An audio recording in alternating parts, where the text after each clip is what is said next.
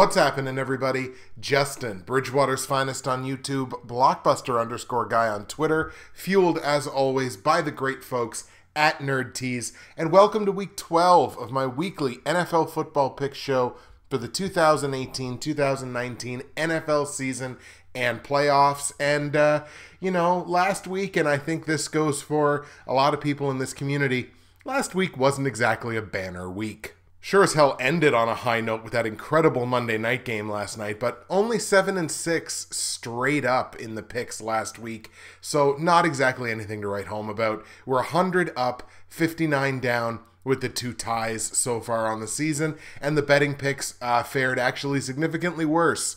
Against the spread, we're only 4-9 with the picks last week, and on the over-under, only 4-8-1, picking up our second push of the season in the totals. Bad time to have a bad week against the spread as we were pushing oh so close to hitting 500. Now we're 75-82 with 4 pushes against the spread this season. Over-under now down to 68-91. Just a terrible over-under season. Platinum, gold, silver, and bronze, as they typically are, basically a reflection of how the rest of the picks went. In the platinum, gold, silver, and bronze picks, I was 3-1 straight up. Only loss coming in the silver pick straight up as the Chargers somehow blow that game to Denver 23-22. But we had New Orleans beating Philly in the bronze pick. We had Baltimore beating Cincinnati in the gold pick in Lamar Jackson's NFL debut, or sort of starting debut, I suppose. And we had Pittsburgh coming from behind to beat Jacksonville. Against the spread, the only one that we actually got was the straight up one that we got wrong, because I told you to take Denver +7 in that game against the Chargers. Told you to go Philly +8 against the Saints. They got blown out. Told you to take Baltimore -4 against Cincinnati. They only win that game by 3. And told you to take Pittsburgh -6 against Jacksonville, and they only won the game by 4. In the totals, at the very least, we had a respectable 2-2 last week. Correctly told you to go over 54.5 points in New Orleans, Philly. They get to 55. And told you to go over 43.5 in Baltimore, Cincy. They get to 45. However, I did tell you to go over 46.5 in the Chargers and Broncos. They only get to 45. And told you to go over 47.5 in Pittsburgh and Jacksonville, which was my biggest miss of the week in the totals.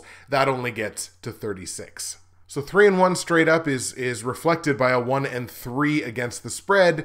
Even money, 2-2 on the totals. Let's take a peek now at the Bridgewater's Finest and official NFL YouTube prognosticators pick'em pools.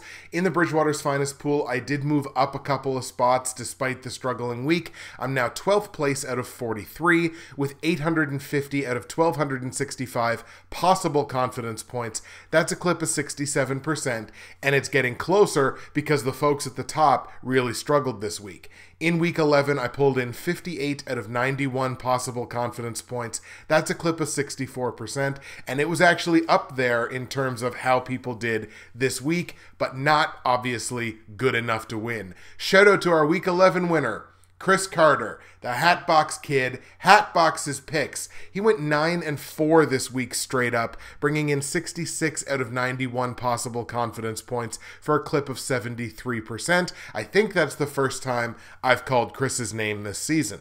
We also have a new overall leader in this pool. Teddy Ted dethrones Billy B, who, and he admitted it, he was the first one to admit it, he really struggled this week. So Teddy Ted is our new leader, 104 up, 55 down with the 2 pushes, with 887 out of 1,265 possible confidence points. That is a championship clip of 70%. The top 10 in this pool are now only separated by 31 points. That's one good week. One good week, and if you're sitting in 8 or 9, you could jump right up to the top of the board. In the official NFL YouTube prognosticators pick'em pool, which again is an against the spread pool, I sit in a tie for 6th place out of 50 with my 76 correct against the spread picks based on Yahoo's lines. That's only a clip of 47% because we played 161 games this season. So against the spread, a lot of people are struggling, but that's no good excuse. In week 11, I brought in 5 of the 13 games correctly according to Yahoo's lines, because I think at the time the Baltimore game was a pick'em still because they lock their lines on Wednesday. So 5 out of 13, it's only a clip of 38%, well below my season clip of 47%. Shout out to our Week 11 winners, Chris Carter, the Hatbox Kid, and J3. They tied for the Week 11 win in this pool with 9 of the 13 games picked correctly against the spread. That's a clip of 69%. It's nice, and it's good enough to win the week. Gavin O'Connor remains our overall leader in this pool with 81 of the 161 games picked correctly, just barely over 50%, but it's good enough to remain the overall leader. The top 5 in this pool only separated by 4 picks, the top 11 by 7. So shout out to Chris Carter twice over, as well as J3 for winning Week 11 in the Pick'em pools, and to Teddy Ted and Gavin O'Connor for being a new overall leader and remaining an overall leader, respectively. We're going to skip Fantasy Corner this week simply because there's a bit of an issue with Yahoo's scoring. A lot of the players from last night in the Monday night game, their stats are not recorded, or they're not recording properly. It's a known issue with Yahoo, so they've got to get in there. They've got to update their stuff. So any of the scores are not 100% realistic, and I'd like them to be accurate before I report them. I believe I picked up the win in both of the important pools that I'm in, which is mine as well as the NFL YouTube Prognosticators Fantasy Football League. I believe I won in both of those leagues. I got a Week 12 matchup in the Professionals Dynasty Fantasy Football with Feed Zeke. Right now, that's a projected loss for me. He looks like he's going to have a big week. And I got a Week 12 matchup in the NFL YouTube Prognosticators League against Rob Jones. That's a tight matchup, but right now it's a projected win. I had matchups this week against Conrad Parrish, who is Antonio Brown notes in the Professionals League, and Gracie Manor Ghouls, who's Chris Carter in the Progs League. Thank you very much for the matchups this week. I'll be interested to see how they shake out. Again, I think I won both matchups, but going to wait for all the scoring to settle down before we figure that out. So, Rob Jones and Feed Zeke, here we go. Week 12, let's do this. And as always, I'll remind you that if you go to the description of the video on YouTube or the audio file on either SoundCloud or iTunes or wherever you get your podcasts, you are going to find all of my results from Week 11, all my straight up against the spread and over-under plays for Week 12. You're going to find information on joining the Bridgewater's Finest or official NFL YouTube Prognosticators Pick'em pools. You're going to find information on joining the NFL YouTube Prognosticators Facebook page, and you're going to find information on our lovely friends at Nerd Tees. I'm sure it comes across on the audio, but I am still a little bit phlegmy, a little bit backed up from where I was sick a few weeks ago, and nothing makes me feel better, folks, than a nice warm cup of Nerd Tees. Today's blend is Kiwi-licious, and on a day like today where it's gray and gloomy, feels like I just got dropped in the middle of London, England, it's nice to have a hot cup of tea that reminds me of warmer times, that nice, delicious, summery kiwi taste. Nerdtees.ca, use that promo code BWFinest. You're going to save yourself 15% at checkout. You're going to get free shipping in Canada if you spend $50 or more, which is not difficult to do, especially where Christmas is coming. You're also going to get a great conversion rate if you're in the US. 2 clicks of a button, boom, boom, everything is in US prices. Nerdtees.ca, promo code BWFinest. Find yourself something to love, or find someone you love something to love. You can do it on nerdtees.ca. We're back to an almost full slate of games this week, as only the 2 teams that played last night, who are well deserving of a break after that game, go into their bye weeks. 15 games on the slate this week.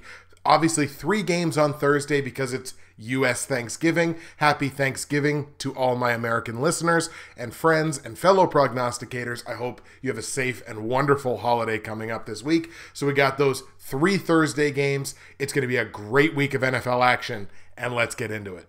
Let's start in Dallas, where we're going to have a key NFC East matchup between the Cowboys hosting the Washington Redskins. And obviously the Redskins, one of the more interesting cases in the NFL this coming week because of what happened at the quarterback position. Alex Smith with that gruesome leg injury. He's done for the year, and who knows when we see him next year. The NFC East may well be the most interesting division in the NFL right now because you've got the Redskins leading the division at 6-4. They just lost their starting quarterback. You've got the Eagles, who are decimated on defense at 4-6. You got the Cowboys, who are at 5-5 right now, so they're ahead of the Eagles. That whole offense essentially running through one player. What happens if Zeke gets hurt? And then you got the New York Giants, who at 3-7, most people would have considered an afterthought, but they've won 2 straight games, and they're not out of it. Again, Cowboys playing host here. They are 3-1 at home this season, so they've been doing their job. But the Skins, take nothing away from them. They're 3-1 on the road, and they haven't lost in the division yet. Of course, their biggest loss of the season on the field, certainly losing Alex Smith for the season. Looks like it's Colt McCoy's team going forward. They did just sign Butt Fumble to be the backup quarterback, which is just mind-boggling to me. That he would be considered the next best guy, but hey, you know, that it's an old argument at this point. But you got Washington, Colt McCoy. Can Colt McCoy lead this team to the postseason?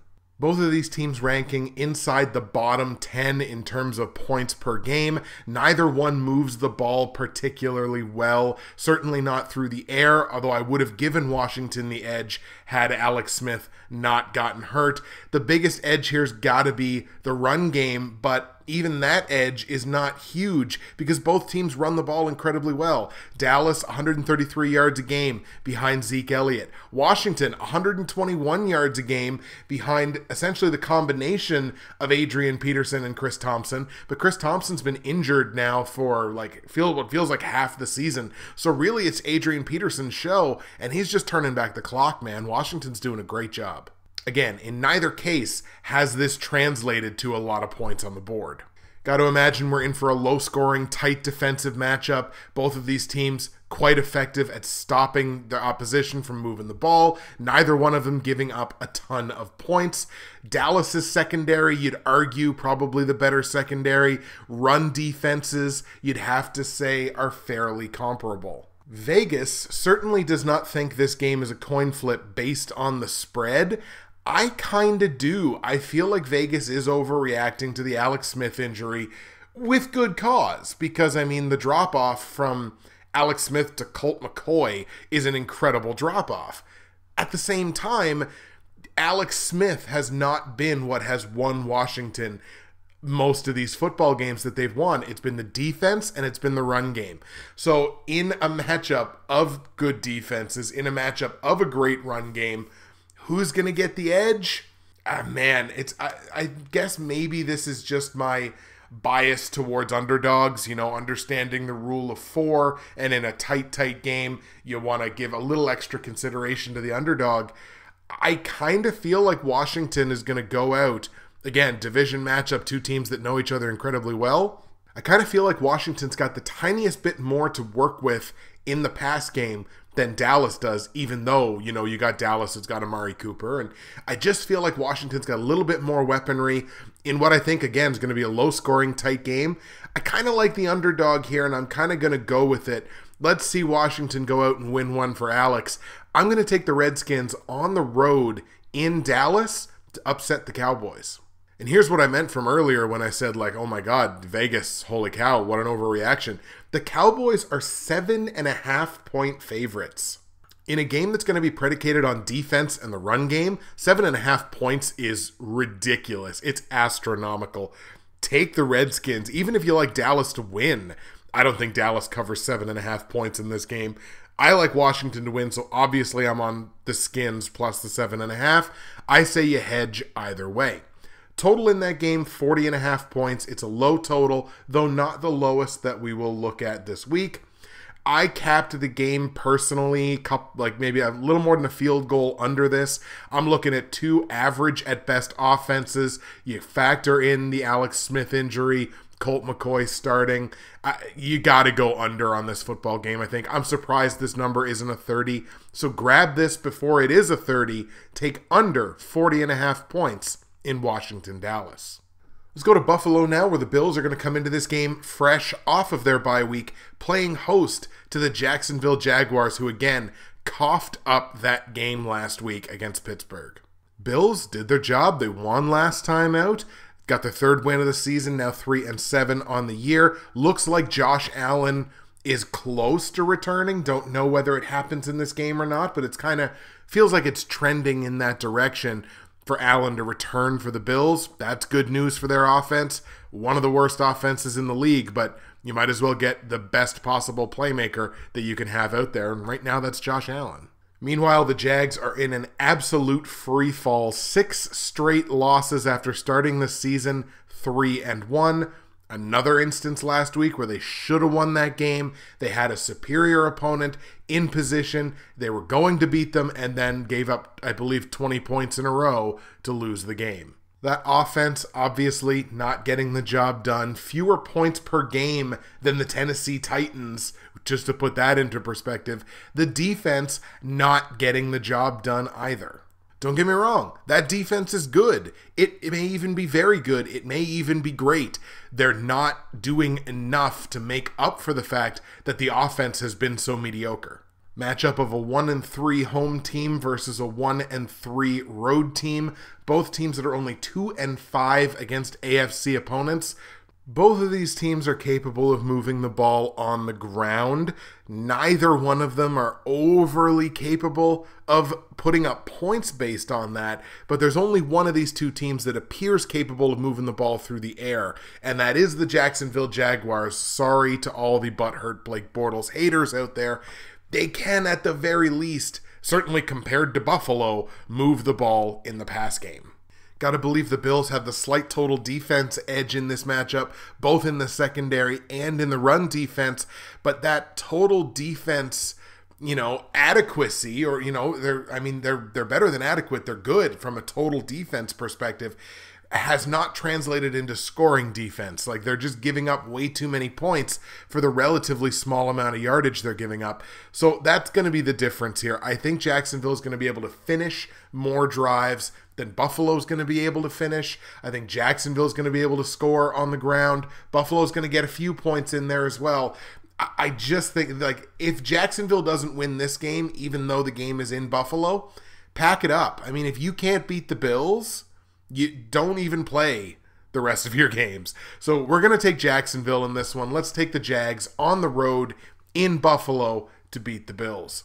On the line, Jags are 3-point favorites on the road. Buffalo, obviously 3-point dogs at home. We like Jacksonville to win. Relatively small price to pay. So let's go Jacksonville -3.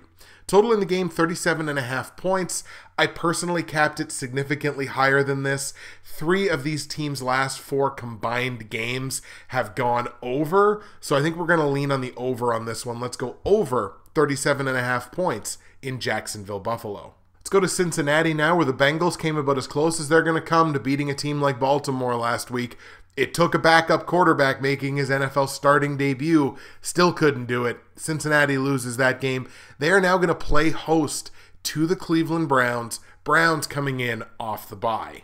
Battle of basement dwellers here from the AFC North. Bengals at 5-5. Browns at 3-6-1. Bengals have the definite edge on the offensive side. And it's kind of crazy to say this, the Browns have the edge in terms of scoring defense. Bengals defense looks like it's absolutely collapsed, giving up over 31 points a game. Not a good sign against a team that has actually scored some points this year in Cleveland. These two teams have the same number of wins inside the division, that being only 1 each in 3 games. Browns have not won a game on the road yet this season, which is a shock to probably nobody. Cincinnati's done a decent job putting points on the board this season. They're a top 12 scoring offense so far on the year. They've moved the ball adequately through the air. Run game maybe leaves a little something to be desired. You'd like to see more yardage per game on the ground. Cleveland, they've done a fairly decent job here as well. They've been moving the ball through the air. They've really been moving the ball on the ground. 133.2 yards per game rushing. Shout out Nick Chubb. Not a lot of resistance going to be seen on either side here from either defense. But honestly, you take a look at these two defenses, Cleveland's got the better defense. And God, that's got to hurt Bengals fans. But look, I mean, it just comes down to numbers. Cleveland's secondary is better statistically. The run defense is better statistically, although both of them are garbage. The scoring defense is better statistically. Cincinnati on the defensive side has absolutely imploded. And guys, I can't take a team that the coach should have been fired 4 years ago. I can't take a team whose defense has completely collapsed, even if they're at home, and even if they're playing a team that hasn't won on the road yet this year. And so help me God, I'm holding my nose. I might just cut my nose off on this one and just not worry about it. The Cleveland Browns, with their offense, beats the Cincinnati Bengals in Cincinnati. Now, worthwhile question, is that the thing that finally gets Marvin Lewis fired? This is the sound of me holding my nose. I'm taking Cleveland. On the line, Browns are 3-point dogs on the road. So obviously Cincinnati 3-point favorite at home. We like Cleveland to win, so let's grab Cleveland plus the 3 points. Total in the game doesn't matter because neither team can play defense, so take the over. It's 47.5 points. Take the over. AFC East matchup now as the New York Jets are going to play host to Tom Brady and the New England Patriots. Both of these teams coming into the game off of their bye. Battle of first versus worst in this division. New England has not lost a division game yet. Jets have not won a division game yet. Patriots did lose last time out, but Jets are on a 4-game losing streak. They're the coldest team in that division. I don't think this is going to be particularly close, nor do I think Sam Darnold is going to play. In fact, Sam Darnold strikes me as one of those rookies that really doesn't know how to deal with the media yet, because he comes out after missing practice on Monday with his foot injury. He comes out, he's like, no, the foot's really good. How can the foot be really good if you didn't practice on Monday? Now, granted, it's a Monday practice. If I was a betting person, which I've been known to be from time to time, I don't think Sam Darnold plays this week. I really, really don't. I don't think the Jets are in a position to win this football game, so why put your franchise guy out there just to get clobbered by the Patriots? So I think they sit Darnold for another week, take a shot at it next week. Look, Patriots all day, obviously. Like, this would be in my platinum, gold, silver, and bronze were New England at home, but they're not. They're on the road, so I'm going to hedge the slightest little bit. But look, Patriots should romp in this one. Let's take New England on the road in New York to beat the Jets. On the line, Patriots are favored by 9.5 points on the road, which is basically like saying they're 2 touchdowns per game better than the Jets, and I basically agree with that. This is a matchup of 6-4 against the spread versus 3-7 against the spread this season. 2 of the last 3 games head-to-head, New England would have covered this minus 9.5.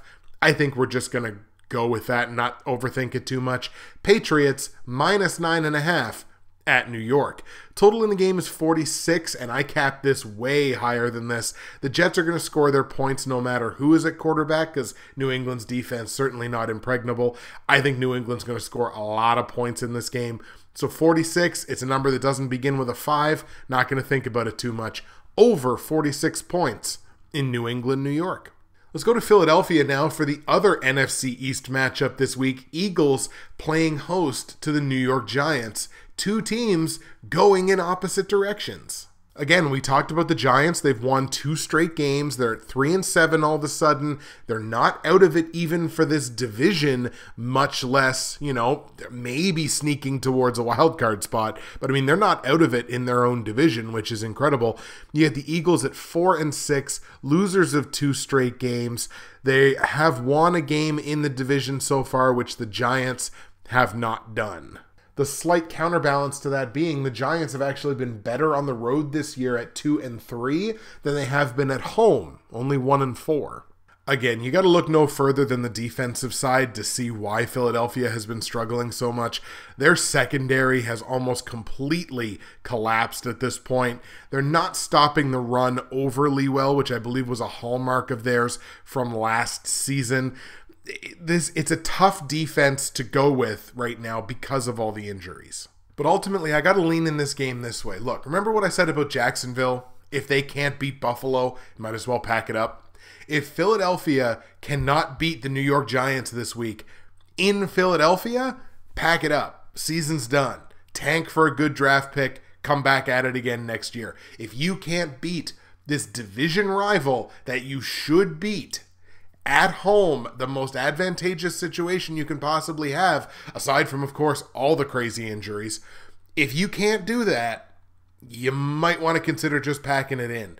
I'm going to take the Eagles this week because they're in position where they should win the football game.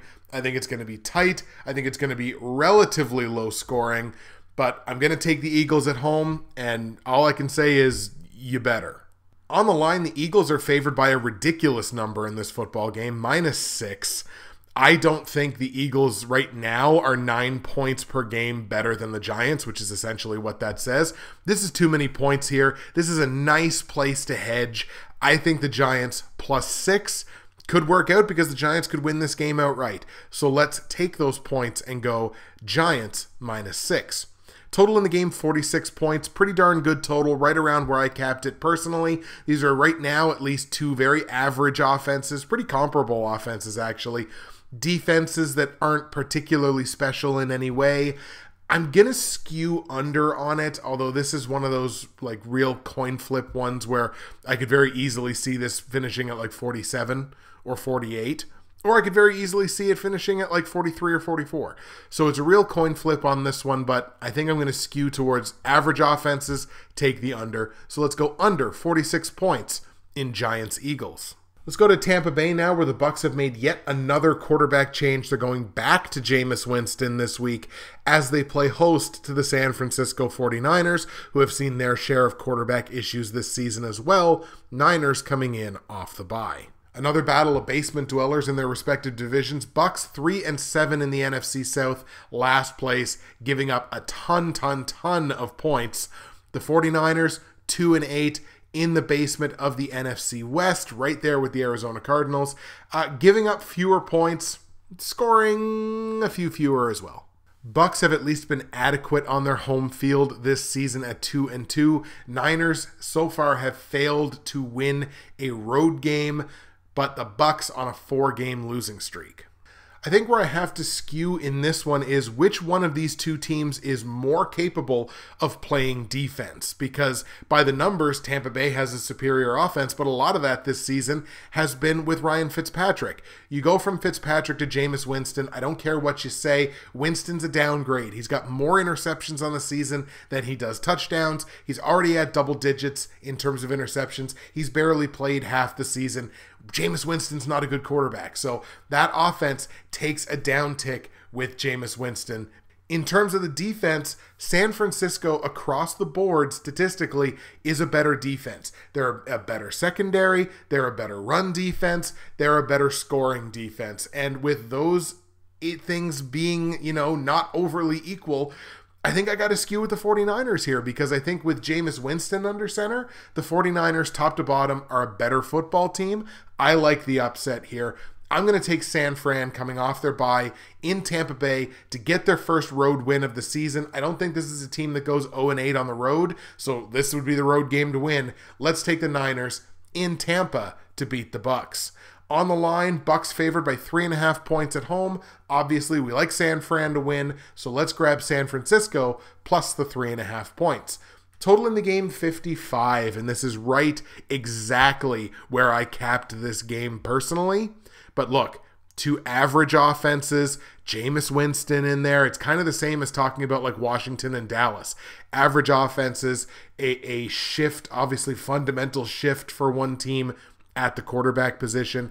I think I've got a skew under on this one. With Fitzpatrick, I'd probably take the over, but I think we're going to skew under on this one. Let's stay under 55 points in San Fran, Tampa Bay. Let's go to Carolina now, where the Panthers handed that game to Detroit last week, but they get to come home. They get to play host to the Seattle Seahawks, coming off the long week beating Green Bay on Thursday night. Personally, I think any illusion that Carolina may have had of catching the New Orleans Saints for the NFC South went right out the window giving up that game last week. That is not a game that Carolina should have lost. Bad coaching, bad calls, they gave that game away. Carolina now sitting at 6-4, losers of 2 straight games. They are in second place in that division, and they're essentially in the driver's seat for the first NFC wildcard spot. That should be what they're targeting at this point. They sure as hell ain't catching the Saints. Seattle again picking up that win last week against Green Bay. Another game that I felt like, man, Green Bay, felt like Green Bay should have won that game. But anyways, or not should have won, but at least certainly had an opportunity to win. And Seattle got the job done, man. 27-24, came from behind. They did what they needed to do. Seattle got the win. That evens their record at 5-5. They are also certainly in the thick of the NFC wildcard race right there with the Dallases, the Philadelphias, the Minnesotas. I guess I'll throw Green Bay in there because it just makes me feel better. Seattle's been even money across the board. They're even money at home at 2-2. They're even money on the road here, 3-3. This will be their 7th road game of the season already. That's been a really grueling stretch for Seattle. 7 road games in 11 games. And I think they've responded to that really, really well. That being said, I'm leaning Carolina in this game because I think, well, first of all, top to bottom, I think Carolina's the better football team. But Carolina unbeaten at home this year. 5-0 in their own building. Again, Seattle's done very good things on the road this year to have an even record at 3-3. Historically, a team that does not travel the greatest, but having to cross the country to go to Carolina into a building where Carolina has not lost yet this year, I just think that gives the Panthers too much of an edge. Certainly doesn't hurt their chances that the one thing Seattle does incredibly well on the offensive side, which is run the football, is the strength of the Panthers defense. A top 10 run defense, total run defense so far on the season are the Carolina Panthers at number 8, giving up under 100 yards per game on the ground. The secondary is also fairly good, about 250 yards passing. Seattle's has been a little bit better, but Seattle's run defense a little porous. I think Christian McCaffrey is going to have a very good game in this one. I just like the Panthers here. Let's take Carolina at home to hang a loss on Seattle. On the line, Carolina favored by 3.5 points at home. I originally contemplated hedging this. It's a bad hedge. It's just a bad position to hedge in. Again, 3.5 points. If you don't like the underdog to win the game, obviously. But look, again, Panthers 5-0 at home. They're also 3-0 against the spread at home as a favorite of under a touchdown, which is what they are in this game. Let's take that 3-0. Let's go Carolina minus the 3.5 points. Total in the game, 47.5 points. I personally capped this quite a bit higher than this.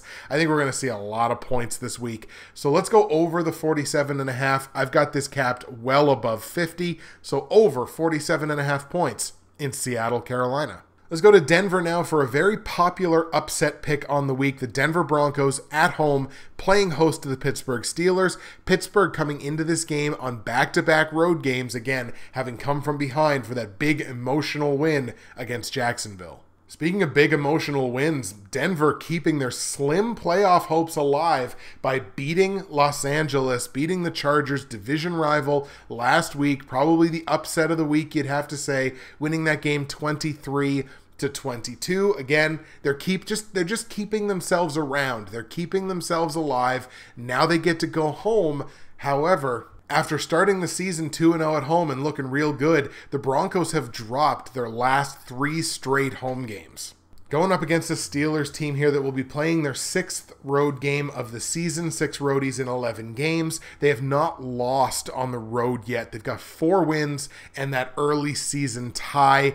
They've been very good against AFC opponents so far this season, whereas Denver has, not been very good. They're only 2-5 against other AFC teams. Both of those wins against AFC teams have come within their own division. While I understand why this is a popular upset pick, I can't go with it personally. Pittsburgh's just a better team. I can't see a scenario where Antonio Brown is held down for 2 straight games. I think Brown comes up, has a really big game in this one. I like Juju Smith-Schuster. I think you're going to see a lot of pass offense in this game, but I've got to lean on the Steelers in that scenario. Let's take Pittsburgh on the road in Denver to beat the Broncos. On the line, Pittsburgh only favored by 3 points on the road. Denver a 3-point dog. This obviously, again, really popular against the spread pick this week. But we like Pittsburgh to win, and it's a small price to pay. It's a bad place to hedge. So let's take Pittsburgh minus the 3 points. Total in the game, 46.5. This is right around where I capped it personally. Just ever so much higher than this was me personally. It's a gut play here for me, but I think this does go over. We're going to go over the 46.5 points. Let's go to Indianapolis now. Colts playing host to the Miami Dolphins. Miami coming into this game off of their bye. Indianapolis having themselves a heck of a season. Look, I say heck of a season realizing I'm talking about a team that's 5-5, but they were 1-5. They've won 4 consecutive games. They'd be the hottest team in the division were it not for Houston, who's obviously won 7 straight after starting 0-3. So look, this I guess is just the division of long win streaks. Colts, again, they've evened their record up at 5-5. They're scoring a ton of points this season. They're giving up a few too many, which would be a concern against a better offense. But Miami, you're talking about a team that, considers it, I would say, a success to score 20 points a game, whereas Indy, you're almost expecting them to score 30. And with the expectation that Indy could probably score 30 every week, it's bad news when you sport the worst scoring defense in your own division, a division that includes Buffalo and the New York Jets. Dolphins also sitting at 5-5, obviously a very different 5-5 than in Indianapolis. Dolphins only 1-4 on the road this season. Colts getting the job done at home, above 500 at 3-2. I feel like this is the Colts game to lose. I don't think Miami has anything for them on the defensive side. I figure you'll see a decent amount of points here, but we're going to take Indianapolis, like the Colts to win. Let's take Indy at home to beat Miami. On the line, the Colts are favored by 10 points, double digits, and this one really tested my mettle between, how I feel about double-digit point spreads and does Indianapolis deserve that? Does Miami deserve to have that against them? Here's a stat that I found. And again, initially, I felt like this was too many. When I first did this, I had Miami plus 10. It was an early lock-in for me. However, all of Miami's losses this season, all 5 of them, have been by 10 points or more. That's ridiculous. All of their losses by at least 10 points. This is an offense that can make something like that happen. Let's take the Colts minus 10 in a high-scoring game against Miami. Total in the game, 50.5 points. I think you got to go over on it. I personally capped this better than a field goal, higher than this. The two teams are combined 11-9 on the over-under, so slight lean towards the over, but I'm just feeling it. Let's go over 50.5 points in Indianapolis, Miami. Let's go to Minnesota now, where the Vikings and the Packers are going to clash in an NFC North matchup. Packers coming in off the long week, but also on back-to-back roadies. Obviously, the road has not been kind to the Packers this season. All 5 of their losses coming away from home. Matter of fact, they have not won a road game yet this season. Both of these teams lost last time out. We're talking about 5-4-1 versus 4-5-1. This was an entertaining game earlier this season. I expect no less from this one. Teams have identical records inside the division with a win, a loss, and a tie. Man, this is a really, really tight matchup, and obviously I want to take Green Bay. Not only because I want to win the jersey bet with Chris Carter, but I just want Green Bay to win. From a total offense perspective, Green Bay head and shoulders the better total offense. They move the ball much better than Minnesota does. Interestingly enough, especially on the ground, Green Bay, 108.8 rush yards per game this season, has them inside the top half of the league. Right around the midpoint. That's my mistake. Right around the midpoint of the league. But look, 108 rush yards per game on a team that's got Aaron Rodgers, and you never want Aaron Rodgers not throwing the ball, or at least that's the impression. Like, that's an accomplishment there, and I think Aaron Jones is a bona fide, like, emerging superstar in this league. Problem there being that runs right into the strength of the Minnesota Vikings on the defensive side, and in terms of run defense between these two, like, it's not even comparable. Minnesota, the number 4 run defense in football this season, just under 95 yards per game against, and Green Bay, number 26, 126 yards per game allowed on the ground. In matchups of offense versus defense this season, offense tends to win out more often than not. We've seen a ton of points this season. I think in a tight game where the teams know each other very well, both have to be kind of feeling at least the slightest bit desperate to win, not necessarily to catch Chicago for the division, but to put themselves in better position for a wild card spot. You know what? I lost my credibility a long time ago when I actually decided to pick a team and pick a lane. I'm going to take the Packers. I realize everything that's going against them. I realize that there is heat between Aaron Rodgers and Mike McCarthy in terms of how this offense is going to run. I realize that there are issues in the receiving game. With any luck, a return from Randall Cobb this week might give that Packers offense a real shot in the arm. I think the Packers offense can win this game. Look, it is what it is. It's an upset pick. I take a couple of them every week. I might as well take the team that I like and show my biases in a big bad way. Let's take the Packers on the road in Minnesota in a must-win football game against the Vikings. On the line, Vikings only favored by 3.5 points at home. I like the Packers to win. Let's take the Packers plus the 3.5. Total in the game, 48 points. Two teams are combined 11-9 on the over-under. Let's take the over there. I capped it around a field goal higher than this. Let's take over 48 points in Green Bay, Minnesota. The battle of Justin versus Gio, if you will. And the last game we're going to look at before we get into the platinum, gold, silver, and bronze picks for Week 12 is the Houston Texans playing host to the Tennessee Titans on Monday Night Football. Tennessee coming into the game on back-to-back roadies.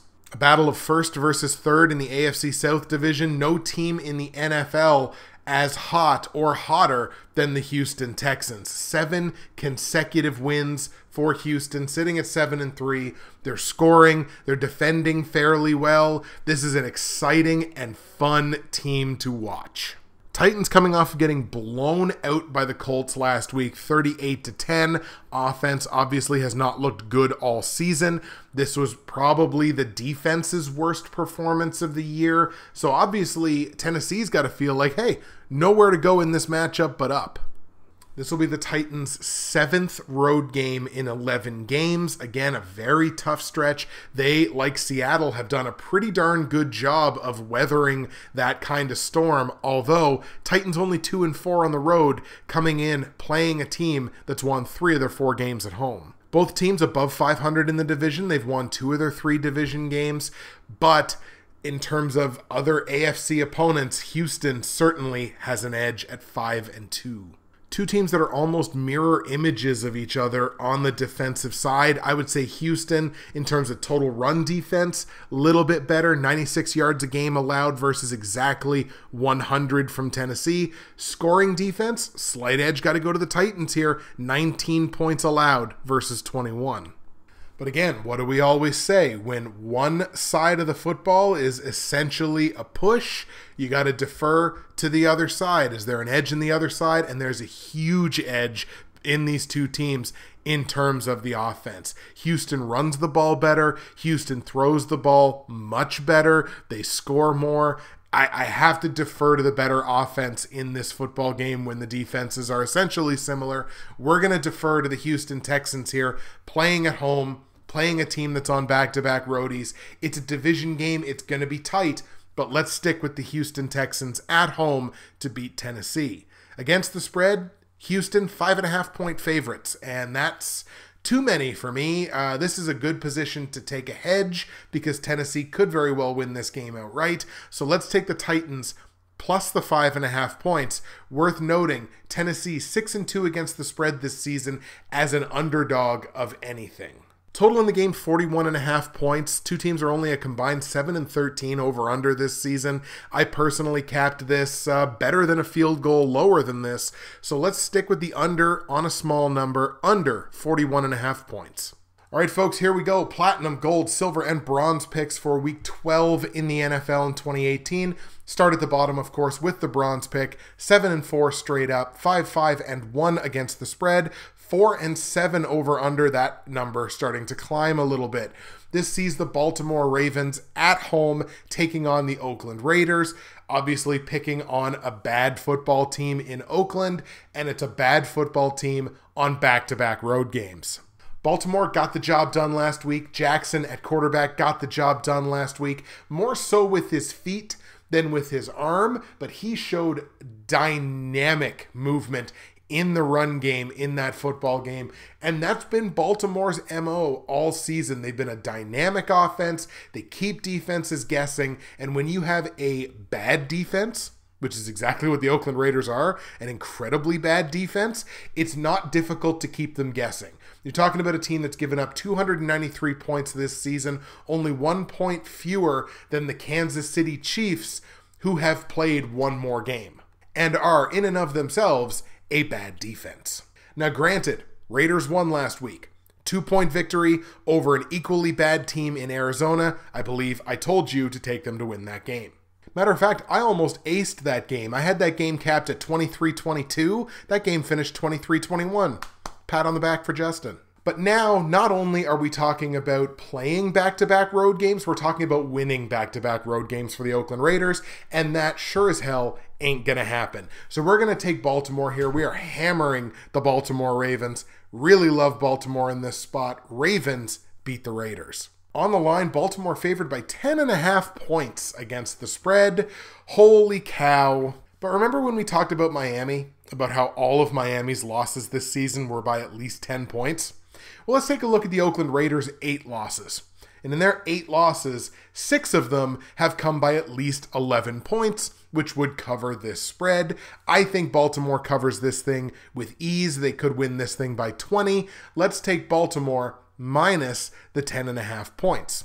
Total in the game is 42.5, which is almost a perfect total in terms of how I capped it anyway. I capped it just the slightest bit lower than this, but the two teams are only combined 8-12 over under this season. That's a fairly strong lean towards the under. It's a low total, but I think we're going to stick under on this one. Let's stay under 42.5. Baltimore straight up. We're going to hammer the Ravens minus 10.5 against the spread. Under 42.5 points. That is your bronze pick. My silver pick, where I'm 8-3 straight up, only 5-6 against the spread, and 4-7 on the over-under, sees the Detroit Lions playing host to the Chicago Bears. And this is really interesting in the Yahoo Pick'em game, because when I looked at this last night, 65% of people playing Pick'em, and there's millions of people playing Pick'em, 65% were taking Detroit to win this game. And I can't figure that out. Why? Because they were gift-wrapped and handed a victory against Carolina? Chicago's been getting the job done on the road. They're 2-2. Lions getting the job done at home. They're 3-2 at home, playing their 6th home game. Chicago's won 2 of their 3 games within the division. Detroit's only 1-2. Bears have won 4 straight games. They're playing hot right now. Very good against the AFC. Detroit has been mediocre against the AFC. They're only 2-5. I don't see it. There could be something in here that people are seeing that I'm not. I'm not seeing a significant injury. I'm not seeing anything that really makes me think Detroit wins this football game. I think Chicago wins this game by more than 1 possession. We're going to take the Bears on the road in Detroit to beat the Lions. On the line, Chicago favored by 4 points on the road. Detroit 4-point dog at home. I originally kind of considered a hedge here because I was like, oh, you know, maybe there's something to that. Maybe I should hedge my bets. But look, the Bears are 6-2 against the spread as a favorite this season. It's only 4 points. It's Not the smallest price to pay, obviously, but it's still, I mean, look, it's less than a touchdown for what I genuinely feel is the much better football team. So let's take Chicago minus 4 points. Total in the game is 45. I personally capped this about a field goal higher. The two teams also combined 13-7 over-under this season. That's a strong lean towards an over. So let's take the over on the middling number, over 45. We got the Bears on the road in Detroit winning. We're going to hammer Chicago minus 4 against the spread in a game that goes over 45 points. That is your silver pick. My gold pick, where I'm 9-2 straight up, 5-6 against the spread, and 6-5 on the over-under, sees the New Orleans Saints at home playing host to the Atlanta Falcons. This is no disrespect intended to the Atlanta Falcons. I like the organization. I like the football team, but there is nobody stopping the New Orleans Saints right now. New Orleans, I think, rolls in this football game. Multiple possession victory because, look, I just don't think anybody's stopping them. So we're going to take the Saints here. Strong win at home against a quality opponent. Let's take the Saints at home to beat the Falcons. I think if there was going to be a team that was going to beat the Saints, especially in the Saints' own building, it can't be the number 29 total defense in football. On the line, Saints are favored by a baker's dozen at home. Saints minus 13 at home against the Falcons.